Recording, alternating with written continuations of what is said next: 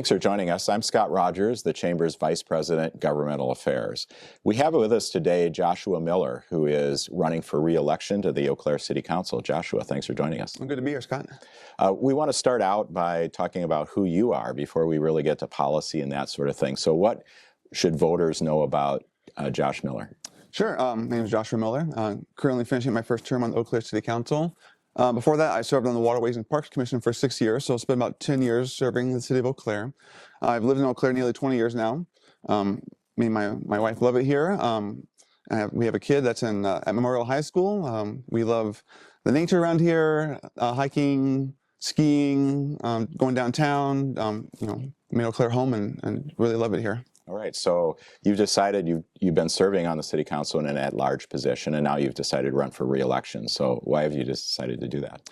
Yeah, so first time on city council, the first term, you spend the first year just kind of learning all about the role and how the city works and how legislation works. And then on that, you can build and go forward. And I'm wanting to continue the work I've started into another term.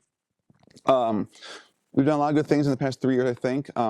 All the ARPA funds that came to us post-COVID, we listened to a lot of people, and we got housing and transit and fiscal stability going with that one.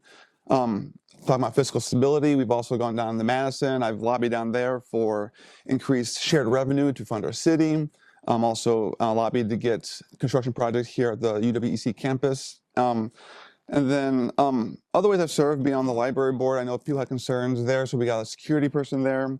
And I've also learned a lot at the Chamber's Eggs and Issues coming up every month. I really enjoy you hosting those. So just 1 year, you really get going, and I just want to continue my work forward into another term. All right, so looking ahead into the next 3 years, if the voters do send you back, what are some of the issues you'd really concentrate on? Yeah, so the top two are going to be continuing our work on the homelessness issue affecting downtown and the city in general, and those experiencing it also being affected.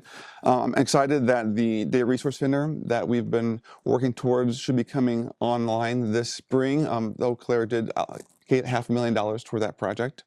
I'm also interested in the three-way partnership between Chamber of Commerce, the county, and the health department. I serve on the Board of Health, so I am active in that role there, looking at the new approaches, collaborative approaches for addressing homelessness in the downtown.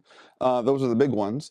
A lot of other things to work on as we infill into the city, protecting our water and urban resources, tree canopy, protecting our cities, nature as we grow and develop.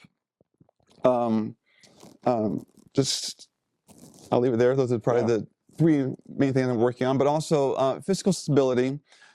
We had to do a referendum to get more funding for the city, but we always are seeking more ways to support the city. So continuing to work, perhaps looking at more shared revenue, perhaps lobbying for other interesting ways. The legislator, I know there's some talk about perhaps city taxes that might be able to, like sales taxes. The county has sales tax, cities don't. That kind of hampers us. These are ideas I'd like to continue looking at as we go forward into the next 3 years. All right, so as we consider our local economy, which has been growing, what is the role in your mind of the city and local government in the local economy? Yeah, I think local government has a two-pronged approach to supporting businesses. The first is the basics, just making sure we have good infrastructure, roads, water, electricity grid to support the businesses that want to come to the city. The second aspect is more of a virtuous cycle, I think, I like to call it.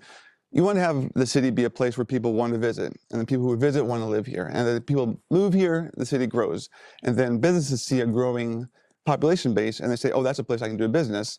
And that then makes the city better, and the cycle continues. So that stems back to quality of life. We have to have vibrant arts, restaurants, music scene, natural resources, activities to do. So that's kind of the second way. So the meat and potatoes of it, and then also adding in the attractiveness of the city, or the two ways a local government can help businesses grow in the city. All right. Well, thanks for joining us, Joshua. And we have interviews with all of the city council candidates, so we encourage you to study up before the election and be sure to exercise your right to vote on April 1st.